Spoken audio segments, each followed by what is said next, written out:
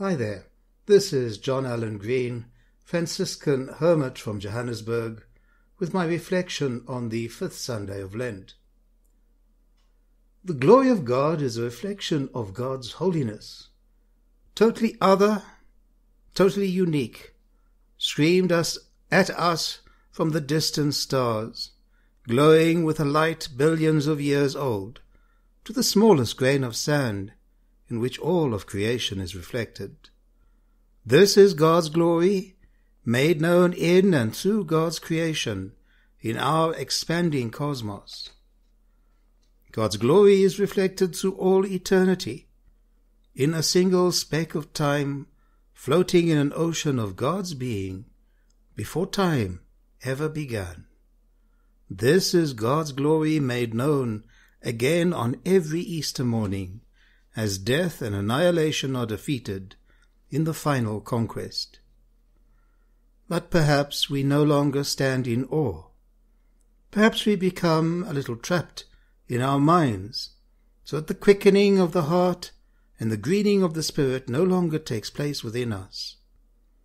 Perhaps we become so bound up by our little pious practices that the accusations of Carl Sagan ring true. How is it that hardly any major religion has looked at science and concluded, this is better than we thought?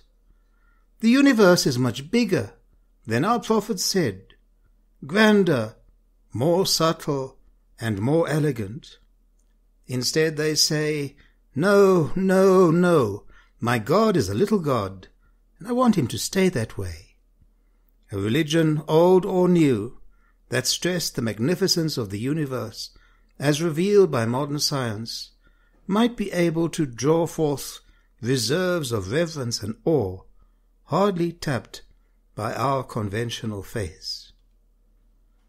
Where do we look to see glory? Perhaps we are seeking to find it in extreme individualism and competitiveness, in society's inflated myths of virility and toughness, and its overwhelming preoccupation with power. We may well be gentle and morally upright in our private lives, but have become greedy, callous, and vindictive as a collective group. Have we as Christians perhaps been formed by the society and culture in which it is inserted, rather than the other way round? Are we neglecting the gospel values, and thereby becoming a microcosm of the worldly kingdom that must ultimately destroy itself, already but not yet? It's clear that we cannot give what we do not have, only transform people, transform others, through the grace of Christ. If we allow ourselves to become enculturated into these worldly values, we lose our ability to be gospel-bearers and peacemakers in the situations that are now emerging in our world. Transforming our own wounds to the light of Christ, we become peace. If we do not transform our wounds, our pain and our suffering, we will always transmit pain and suffering to others.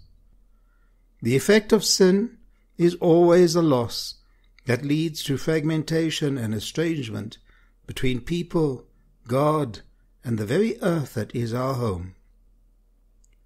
Such a loss of love is the loss of the very lifeblood of the heart that leads to death, the great infection that leads to all greed, suffering, war, and death. Faith gives us a place to stand, a place to begin. It is with the wings of faith and reason that we are able to rise, to contemplate the truth. And on the other side of the coin of truth we find love. Love can never exist in a lie.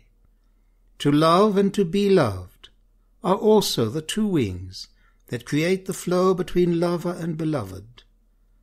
To hold on to truth or to love as a possession of the self is like a bird trying to fly with one wing. This receiving and letting go is the process that Jesus speaks of, freely receiving and freely giving. This is the basis of God's creative love. Should we try and grab hold of this for ourselves, death follows. Without God, there is only annihilation. The moment I freely give it away, lay it down, is the moment that it is freely returned, and I have life. May the Lord grant you all peace.